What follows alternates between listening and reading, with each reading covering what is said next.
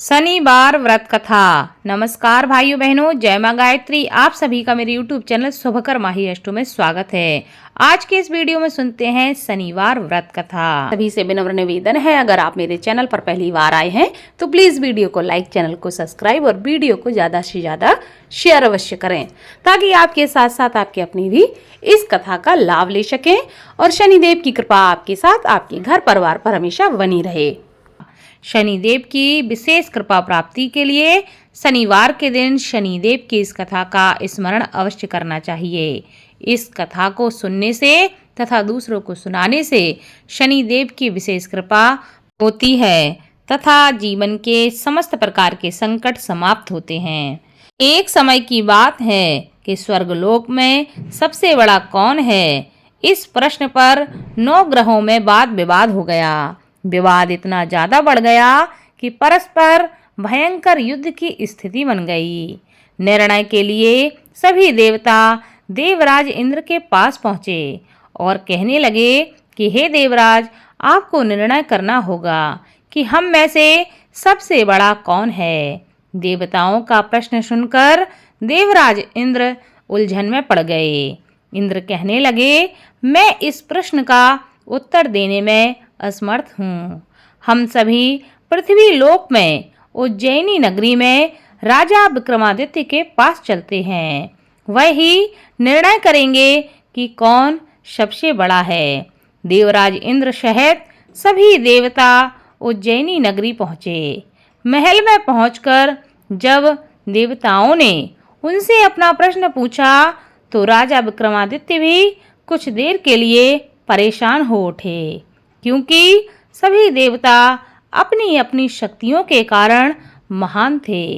किसी को भी छोटा या बड़ा कह देने से उनके क्रोध के प्रकोप से भयंकर हानि पहुंच सकती थी। अचानक राजा विक्रमादित्य को एक उपाय सूझा और उन्होंने विभिन्न धातुओं स्वर्ण, रजत, कांसा, तांबा, चांदी, सीसा, रांगा, जस्ता, अभ्रक व लोहे के 9 आसन बनवाए। धातुओं के गुणों के अनुसार सभी आसनों को एक दूसरे के पीछे रखवाकर उन्होंने देवताओं को अपने अपने सिंहासन पर बैठने के लिए कहा। देवताओं के बैठने के बाद जब राजा विक्रमादित्य ने कहा, आपका निर्णय तो स्वयं हो गया है। जो सबसे पहले सिंहासन पर विराजमान है वही सबसे बड़ा है। राजा विक्रमादित्य के निर्णय को सुनकर शनिदेव को बड़ा ही क्रोध आया। शनि देवता ने सबसे पीछे आसन पर बैठने के कारण अपने को छोटा जानकर क्रोधित होकर कहा, हे राजन, हे विक्रमादित्य, तुमने मुझे पीछे बैठाकर मेरा अपमान किया है। तुम मेरी शक्तियों से अभी परिचित नहीं हो। मैं तुम्हारा सर्वनाश कर दूंगा। शनिदेव ने कहा, सूर्य एक राशि पर 1 महीने, चंद्रमा 2.25 दिन, मंगल 1.5 महीने, बुध और शुक्र 1 महीने, बृहस्पति 13 महीने रहते हैं, लेकिन मैं किसी राशि पर 7.5 वर्ष तक ही रहता हूँ। बड़े बड़े देवताओं को मैंने अपने प्रकोप से पीड़ित किया है। राम को 7.5 के कारण ही वन में जाकर रहना पड़ा और रावण को 7.5 के कारण ही युद्ध में मृत्यु का शिकार बनना पड़ा। राजा, अब तू भी मेरे प्रकोप से बच नहीं सकेगा। इसके बाद अन्य ग्रहों के देवता तो प्रसन्नता के साथ वहां से लौट गए, परंतु शनिदेव बड़े क्रोध के साथ वहां से विदा हुए। राजा विक्रमादित्य पहले की तरह ही न्याय करते रहे। उनके राज्य में सभी स्त्री पुरुष बहुत आनंद से जीवन यापन कर रहे थे। कुछ दिन ऐसे ही बीत गए। उधर शनि देवता अपने अपमान को अभी भी नहीं भूले थे। विक्रमादित्य से बदला लेने के लिए एक दिन शनिदेव ने घोड़े के व्यापारी का रूप धारण किया और बहुत से घोड़ों के साथ उज्जैनी नगरी पहुंच गए। राजा विक्रमादित्य ने राज्य में किसी घोड़े के व्यापारी के आने का समाचार सुना तो अपने अश्वपाल को कुछ घोड़े खरीदने के लिए भेज दिया। घोड़े बहुत ही कीमती थे। अश्वपाल ने जब वापस लौटकर इस संबंध में बताया तो राजा विक्रमादित्य ने स्वयं आकर एक सुंदर व शक्तिशाली घोड़े को पसंद किया। घोड़े की चाल देखने के लिए राजा उस घोड़े पर सवार होते हैं तो वह घोड़ा बिजली की गति से दौड़ पड़ा। तेजी से दौड़ता घोड़ा राजा को दूर एक जंगल में ले गया और फिर राजा को वहां गिराकर जंगल में कहीं गायब हो गया। राजा अपने नगर को लौटने के लिए जंगल में भटकने लगे, लेकिन उन्हें वहां से लौटने का कोई रास्ता नहीं मिला। राजा को भूख प्यास लग आई थी। बहुत घूमने पर उन्हें एक चरवाहा मिला। राजा ने उससे पानी मांगा। पानी पीकर राजा ने उस चरवाहे को अपनी अंगूठी दे दी। फिर उससे रास्ता पूछकर वह जंगल से निकलकर पास के नगर में पहुंचे। राजा ने एक सेठ की दुकान पर बैठकर कुछ देर आराम किया।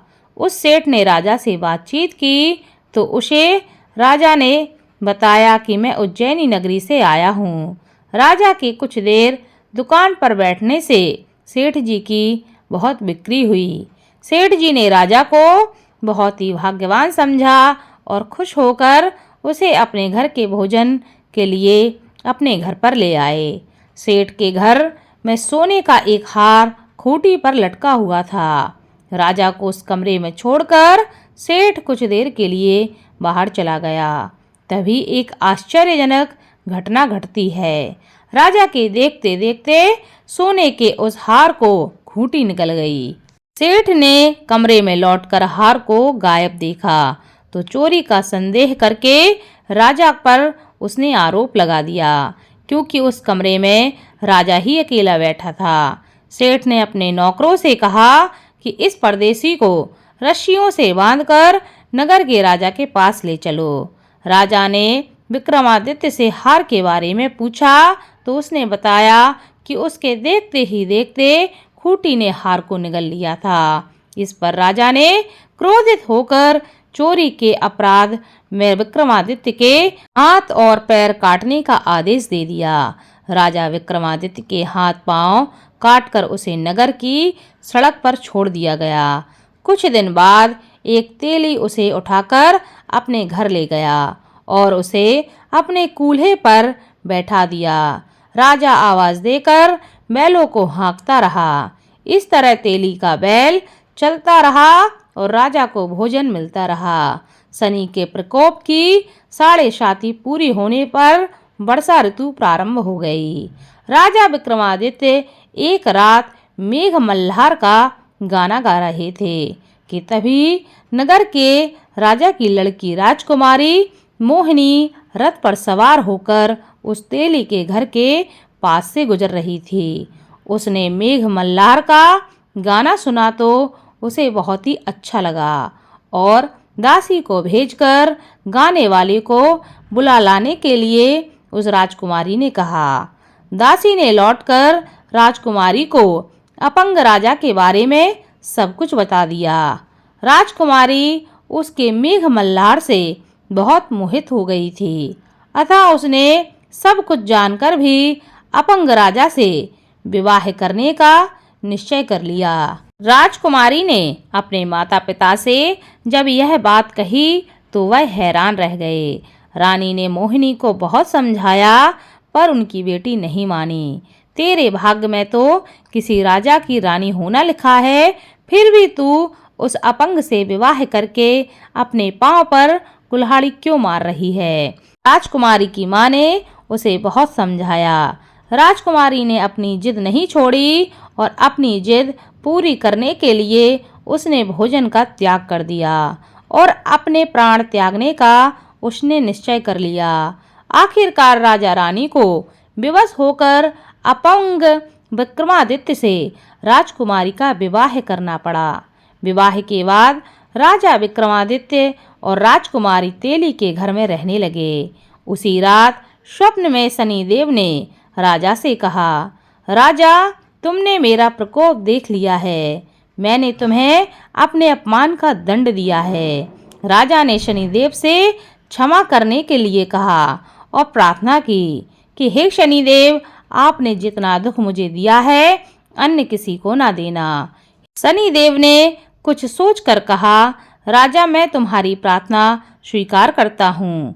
जो कोई स्त्री पुरुष मेरी पूजा करेगा, मेरी कथा का श्रवण करेगा, उस पर मेरा क्रोध कभी नहीं होगा। जो भी शनिवार को व्रत करेगा, मेरी कथा को सुनेगा, दूसरों को सुनाएगा, उस पर मेरी अनुकंपा सदा बनी रहेगी। प्रातःकाल राजा विक्रमादित्य की नींद खुली तो वह देखते हैं कि उनके हाथ पैर वापस आ गए हैं।